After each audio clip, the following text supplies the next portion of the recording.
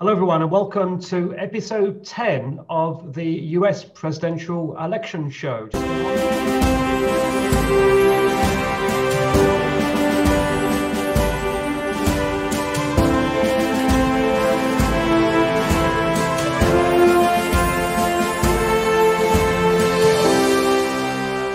So it's great to welcome back to the show Ryan Hunter, the in-house US politics expert at LP Brussels. Welcome, Ryan. Thank you. And it's an absolute pleasure, as always, to welcome back on the show the Honorable Michael P Meehan. Welcome back, Michael. Great to be back. Good to see you guys. Thank you. Well, we look forward to a very exciting show. Only 1 week to go to the big day, although, as I'm sure you'll remind me, millions have already voted in the States. So in some ways, a lot of the votes are already really in the bag for one side or the other. But to start off really with the state of the campaign, state of the polls, certainly some of the right-wing commentators, some of the conservative commentators are saying this campaign has gone on for maybe 1 week too long for Biden. We've had the scandal over his son, Hunter Biden. We've had, of course, his non-appearance. So, for example, on Monday, he wasn't campaigning anywhere in the States whilst Trump was zigzagging across America. And we had his slip-ups, including the one in the last presidential election debate, where, and I'm going to quote him here, Trump said, "Would you close down the oil industry?" to Biden. Biden replies, "Yes, I would transition." Add that all up, we've seen a narrowing of the polls now, particularly in some of the key states like Arizona. Things not going too well. Final week, Michael, and it could be a lot closer perhaps than you feared. Well, I only fear of not getting to 270 electoral votes, because that's how we elect presidents in the United States. And Joe Biden's path to election is to carry 3 states that Donald Trump carried by 77,000 votes total, less than 1%, Pennsylvania, Wisconsin, and Michigan. If Joe Biden wins those 3 states only, he'll be the next president, assuming he carries all the states that Hillary Clinton has, and Trump's not even campaigning in any of those states. So he's not looking to expand his map at all. I think that the Trump Golden Oldies brigade from 2016, a rally here and a rally there during a time of pandemic, is highly questionable. 2/3 of the Americans think that Trump has poorly handled the pandemic. Only a third think that he's handled it well. And those third are showing up at his rallies. Well, that means if that's how they end up voting, that's going to be portend to be a big day for Joe Biden when all the votes are done counting a week from tomorrow.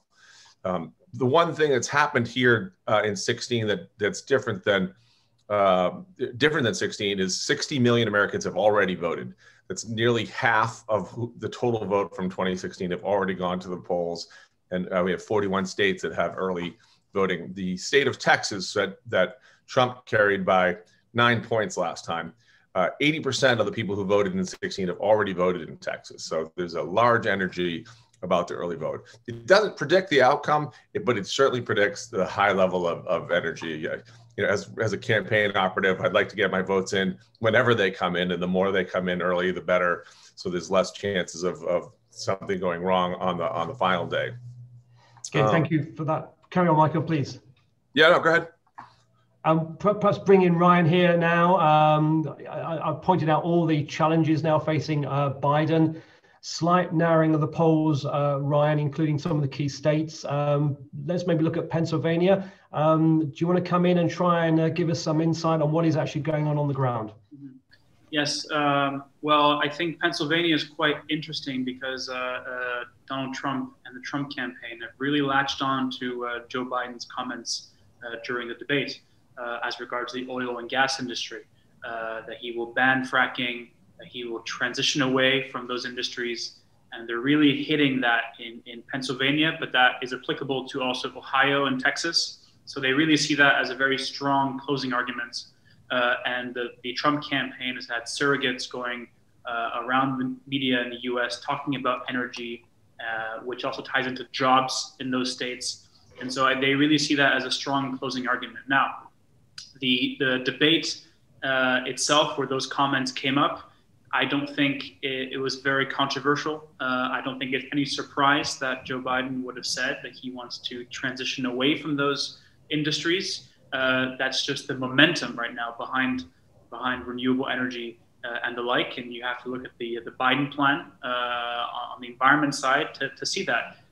And I think it's details, but and his position may be confusing, but he is mainly against fracking on federal land and not just against fracking in general, which is just something to clarify that may cause some people to be confused about Biden's stance. But yeah, I think the debate didn't change anything, and both campaigns took out of it what they wanted. Okay, Brian, if I could maybe now turn to a Trump attack ad. You may recall last week, to be fair and balanced, we showed a Democrat ad, the girl in the mirror. We're going to look at a Trump attack ad now, which is particularly reminding voters about what Biden has said about fracking and in the debate on the oil industry. Or maybe you could argue he didn't say. But let's have a quick look at the ad. I'm up early, out in the field every day. It's an intense job. If Joe Biden's elected, he'll end fracking. No new fracking. That would be the end of my job and thousands of others. Pennsylvania is a fossil fuel state. It'll be devastating. Of a transition from the oil industry, yes. No ability for the oil industry to continue to drill, period. Ends. It's the end of a lot of livelihoods. I'm Donald J. Trump, and I approve this message. Well, there was a Trump ad there endorsed by Donald Trump, supported by and paid for by Trump supporters. Michael, on the ground there in places like Pennsylvania, how effective are ads like that? Again, we've discussed this before. Emotional ads, emotional campaigning can have a big effect. In this final week, presumably, that could swing a few key votes, people concerned about their jobs in the oil and in particular the fracking industry. Yeah, the Trump campaign is desperately playing for the people who work in the fracking industry. But even in that ad, it says Joe Biden said no new fracking. So if you're already fracking and that's where your job is, then he's for that. And what he also said in the debate was no subsidies for tax for oil and gas. I mean, the oil and gas industry in our country for 100 years has been very heavily subsidized and part of a transition to a clean energy economy. I mean, 82% of Americans still get electricity from fossil fuels. And so there's got to be a plan for a transition. And Joe Biden's plan is to put $2 trillion into clean energy technologies and support those technologies. So oddly, this fight over a little bit of Western Pennsylvania could actually help him with millennial voters and younger voters who desperately want an administration that invests in the clean energy and clean technology. So you might be thinking you're fighting a good fight if you're running for governor of Pennsylvania, but you could be losing. That message could be going to other voters who care more about a clean energy economy and technology. I might jump do you agree with that, Ryan? That actually this could work to Biden's advantage, particularly with people concerned about climate change? Absolutely, and I think the climate change portion of the debate was one of the clearest contrasts between both candidates, and that segment of the debate would have really helped Joe Biden with younger voters and anyone concerned about climate change. Especially looking at what Trump was saying about renewable energy as well and wind. He had some very, very strange comments about wind energy killing all the birds. So I do think climate change is a very strong point for Joe Biden. And as much as Trump hammers home his climate change skeptical views, especially contrasted to Joe Biden's strong plan to fight climate change, I think this is a very strong point for him. So going back to you, Michael, obviously a really good defense there of Biden and maybe Trump's mistakes in playing ads like that in states like Pennsylvania. But still the other points, the attack lines on his son, Hunter Biden, his non-appearance in the campaign. Okay, you know, there is the COVID issue, but he could do presumably a lot of virtual campaigning too at the current time. There's not necessarily a lot of sign of that, at least there isn't where I'm standing. Maybe you can explain there is, but also those mistakes he's making when he is exposed, like the fact he said about oil industry, would you shut the oil industry down? Yes. He then goes on to clarify, and his aides then go on to clarify. I mean, don't all these things just confirm the narrative that Trump is playing of Sleepy Joe when he is put under pressure? He does make mistakes. And you must concede, Michael, he did stumble his way through quite a few of the passages of that last debate. Well, you may say he's a great debater. You may say he's not a great debater. But in the polls that came out this morning, all done after the debate, Joe Biden has a 7.5-point lead in Pennsylvania in 4 polls that have come out. So the traction's not happening. 1.5 million have already voted in Pennsylvania. So some of this has already been baked into the decision-making process. The undecideds are very low. Biden has announced he's going to Georgia, a state that Democrats haven't carried since 1992, when a Southerner Bill Clinton got in the low 40s there. So Biden's expanding the map in the final week, while Trump is doing 4 tarmac rallies in small towns in Pennsylvania today, where he's playing defense. So to me, how campaigns spend the candidates' time is a clear indication of how they think that they're doing in a given place. And I think for Joe Biden, and Kamala Harris is headed to Texas, another state that the Democrats haven't carried. There's a poll this morning in the Dallas paper. Joe Biden's up 48-45. If that's true, it's going to be a really bad night for Donald Trump on the 3rd of November, because that's another state that Joe Biden doesn't need to win to get to the White House. But now they get to go play offense on it because Trump is not closing the deal in places that he previously carried. So it's, a week out, Biden's expanding the map. Trump's still playing defense. I'd rather be Biden than Trump here. Okay, if we can move the discussion on slightly up to Ryan, and we're going to put up a Gallup poll now that has been fairly recently carried out, which seems to suggest that there's some underlying strength in the US economy that may work to Trump's advantage. And the question is, would you say you and your family are better off now than you were 4 years ago, or worse off? Well, 56% of Americans, which is pretty much a record for the last 40 years, 56% of Americans are now saying they and their family are feeling better off than they were 4 years ago. That famous Reagan quote, of course, about do you feel better off than you did 4 years ago? And I think it was the Democrats who coined the phrase, it's the economy stupid. So if you put that all together, aren't there some alarm bells there signaling for Biden? Potentially, yes. Now, we have to admit the economy was doing pretty well prior to the COVID crisis. But in essence, how the president has responded to the crisis is what caused the economy to crash in the first place. But on the economy side, it is a problem for the Biden campaign, because after the debate, a majority of viewers, I think it was 55%, trusted Trump to handle the economy better than Biden. But the good news is that's the only category where they trust Trump more than Biden. So even on the category such as handling the presidency. So if they're not electing a minister for the economy, of course, they're electing a president for many more issues. So if the economy is the only issue where Trump is trusted more, and it's an economy that is still in tatters following COVID crisis, which is still ongoing, I think the Biden campaign won't be too worried overall. Okay, over to you, Michael. Reagan said during his campaign, of course, are you better off in the last 4 years? It was the iconic question. Americans seem to be saying, yeah, we're better off than we were under Obama. I mean, how do you... If this election were going to be about the economy, I would agree with you.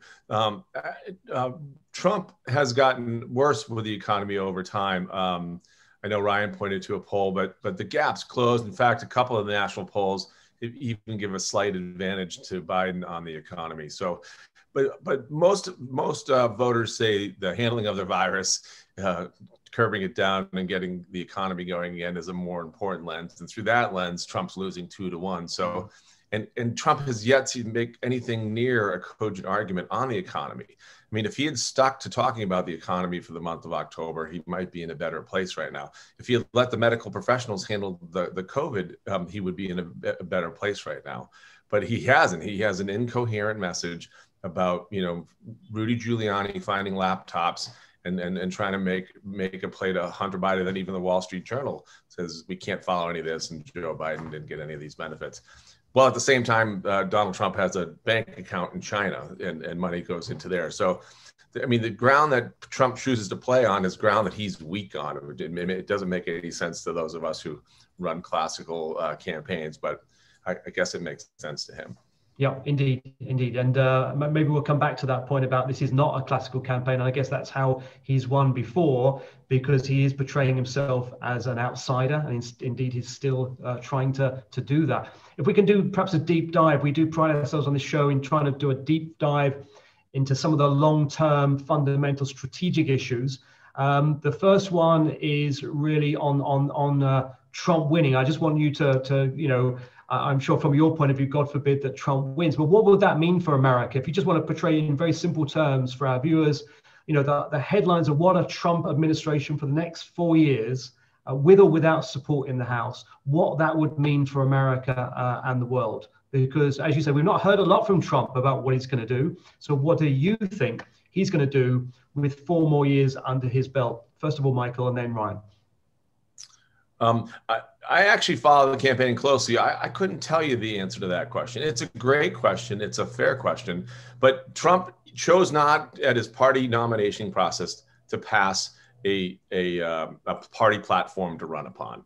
He claims that he's going to get health care for all, but he's been president for 4 years and he hasn't done it.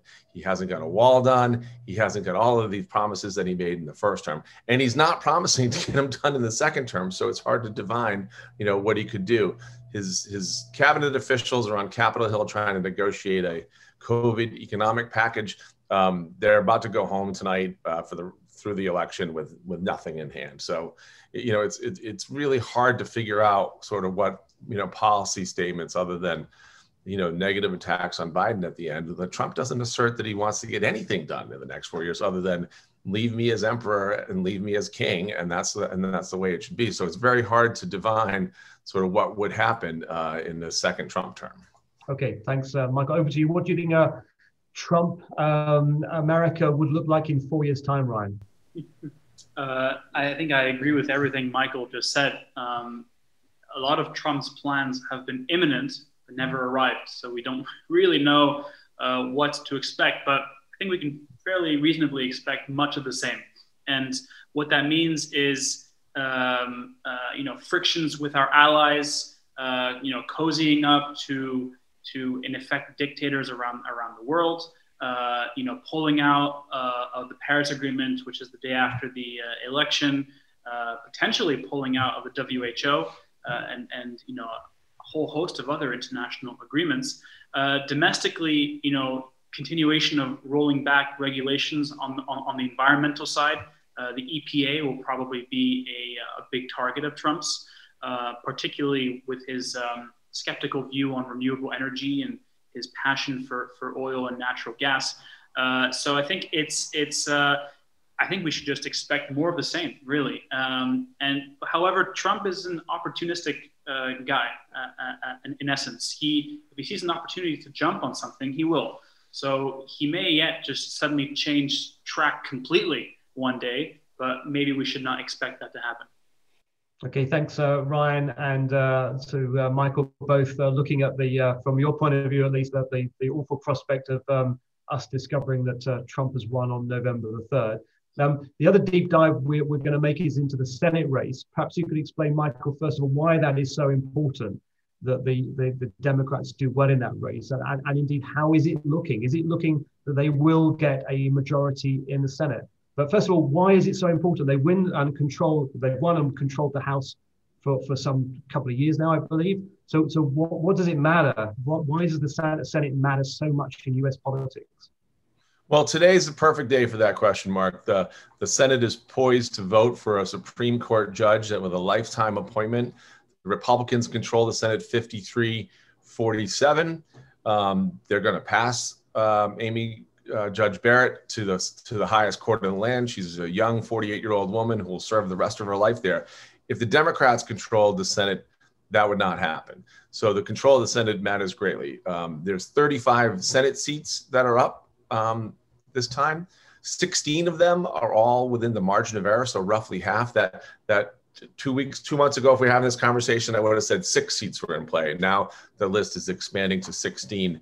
There are many Republicans, 22 of the seats are held by Republicans and only 12 by Democrats. And so the Democrats need to gain 4 seats or 3 seats and a Biden win because the vice president breaks the tie in the Senate. So all of these seats, the 16 seats, have incumbents, Republican incumbents, below 50. Not all of them, I take that. Of the 16, 14 are Republican, 2 are held by Democrats. And so that's why it matters in terms of agenda, at least as it relates to whether you're doing anything on the economy or climate change or healthcare or anything that has to pass through the legislature, the control of the Senate matters greatly. And the ability to not schedule a vote is a big lever of power in Washington. So, you know, these races are all coming down to the wire. They're much closer than the presidential race because half of those Republicans in jeopardy are up for their first term.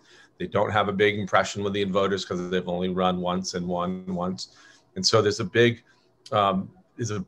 pool.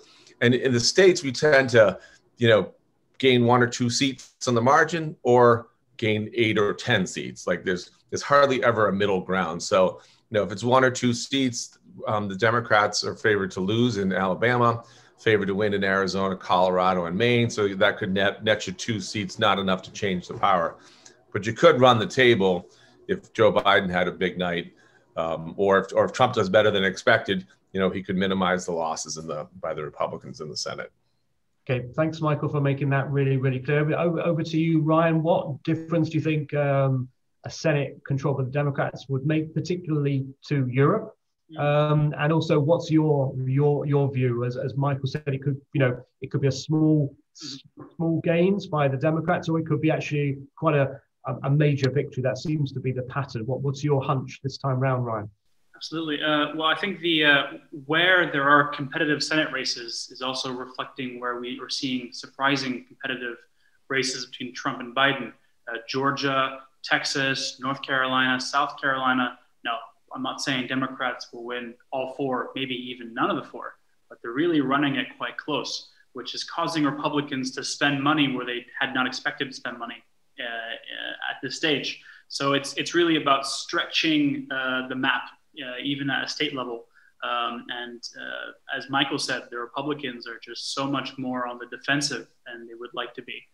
There's not even that many chances to pick up seats versus what the Democrats are seeing.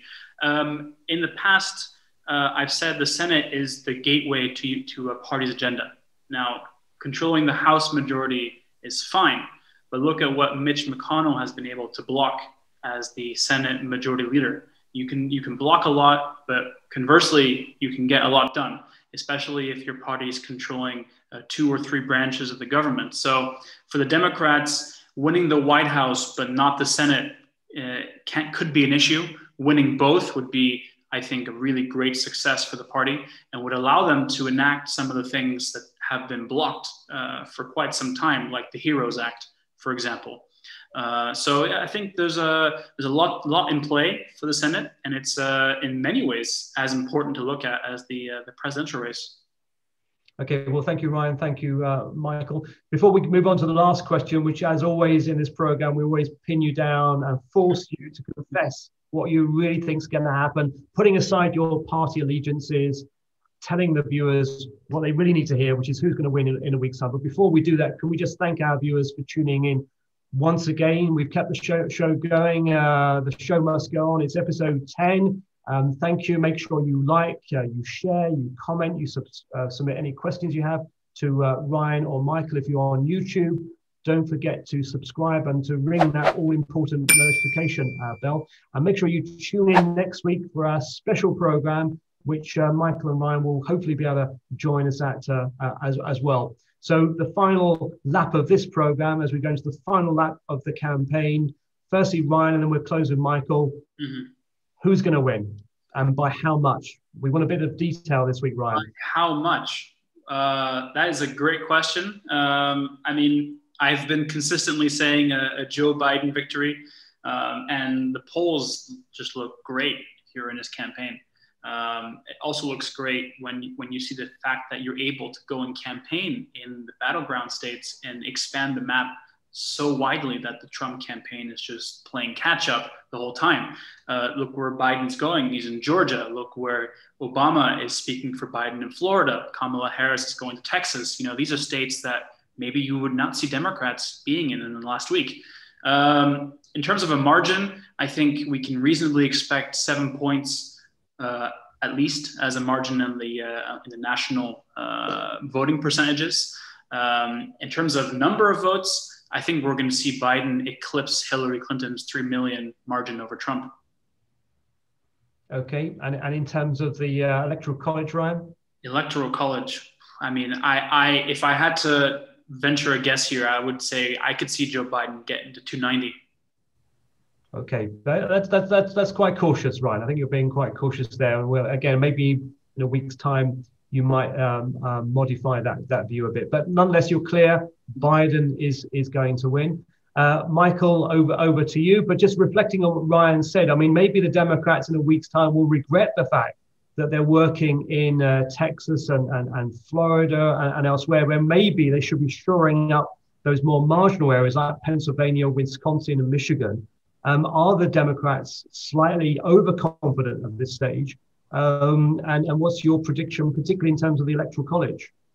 Well, I think the generals always fight the last war, and the last war was Michigan, Wisconsin, and Pennsylvania, except the Biden campaign from day one has been paying attention to Pennsylvania. He's been there 10 times in the last 6 months, Michigan and Wisconsin. The Hillary Clinton campaign didn't set foot in Wisconsin for the last 3 months. And so being off in Texas and being off in Arizona appeared to be even more of a fool's errand. But given that 80% of the voters in Texas who voted last time have already voted and there's still 8 days left, and Biden has a 3-point lead in the most recent poll, why wouldn't he try to see if he could expand his map? I feel confident that this race has been, Biden has never been trailing Donald Trump in a national poll for 18 months, and nothing's going to happen the next 8 days to change that. I think the margin's in the 7 or 8% range nationally, and I think at minimum is the 290. And if you pick off states like Florida, which is 29 votes, or Texas, which is 38 votes, like then you're going to have a giant landslide.